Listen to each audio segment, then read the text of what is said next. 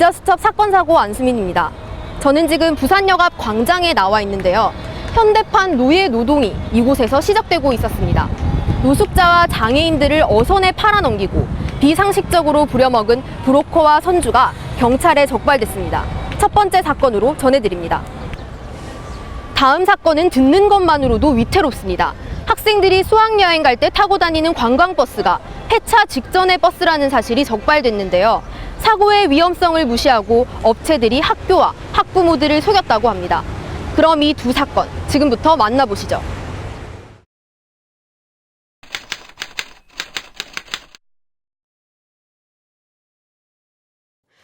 경비정을 타고 출동한 경찰이 배안을 뒤집니다. 부산역에서 노숙을 하다 어선에 팔려간 김모 씨를 찾기 위해서입니다. 피해자는 정치진체 상급으로서 14시간에서 18시간간의 일을 하다 보니까 정신분열적으로 상태가 이상하겠어 선장이 갑반장이 보고 배를 내렸는데 염전으로 넘기는 위해서 대기하는 여간을 김 씨 외에도 7명의 노숙자가 유사 피해를 입었습니다. 이 범행의 중심에는 노숙자들 사이에서 일명 대통령으로 불리는 57세 한모 씨가 있었습니다. 한 씨는 판단 능력이 부족한 노숙인, 장애인 등에게 밥과 술을 사준 뒤 계산값을 부풀려 말하고 갚기를 요구했습니다. 돈이 없으면 일을 해서 빚을 갚으라며 어선 취업을 알선한 뒤 선불금을 가로채는 방식으로 1,500만 원 상당의 부당이득을 취했습니다. 경찰은 알선 브로커 한 씨와 선주 등 총 4명을 검거했습니다.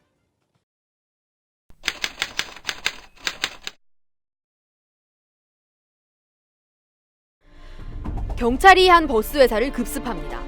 연식이 안 맞으니까 연조해가지고 그런 부분이 여기서 좀 확인이 좀 됐어. 10년에서 15년이 지난 버스를 등록한 지 5년밖에 안 된 버스로 속여 수학여행 버스 입찰을 진행하다 적발된 겁니다. 전자입찰이라 학교 측에서 자동차 등록증 원본을 확인하지 않는 점을 악용했습니다. 조달청에 입찰 조건을 맞추기 위해 이들은 문서를 위조했습니다. 신형 차량 등록증 복사본에서 연식과 최초 등록일자를 오려내 구형 차량의 등록증에 붙이고 그것을 다시 복사해 위조 문서를 만들었습니다. 이 방식으로 2010년부터 3년간 600여 개의 학교에 총 300회에 걸쳐 오래된 버스를 제공했습니다. 경찰은 전세버스 운수업체 25곳의 대표 및 직원 46명을 검거했습니다. 지난 8일 30대 여성이 이곳에서 사망한 채 발견됐습니다. CCTV에 생전 모습이 포착돼 범인이 검거됐는데요. 무슨 일이 있었던 걸까요? 마지막 사건으로 전해드립니다.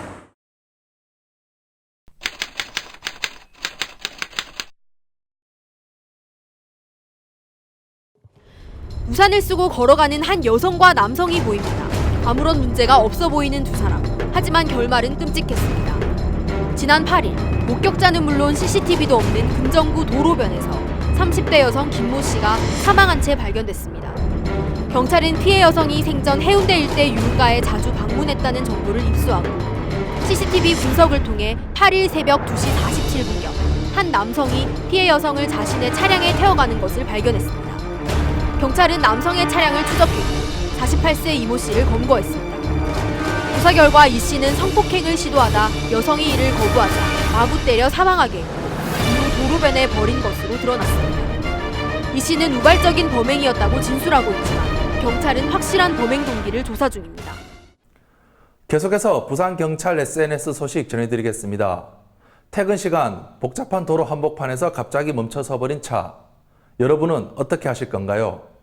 22일 동서고가 아래에서는 상황을 뚝딱 해결해버리는 히어로가 등장했습니다. 띠띠빵빵 띠띠빵빵 띠띠빵빵. 퇴근 무렵 동서고가도로 아래 감전할 시 차 한 대가 고장나 멈춰 서버렸습니다.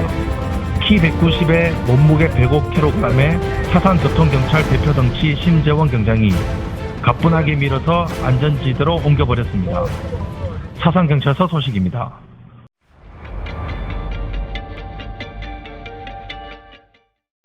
지금 시청한 프로그램을 다시 보고 싶다면 리모컨의 빨간 버튼만 누르면 끝! 평생 소장 무료 VOD 우리 동네 사랑방.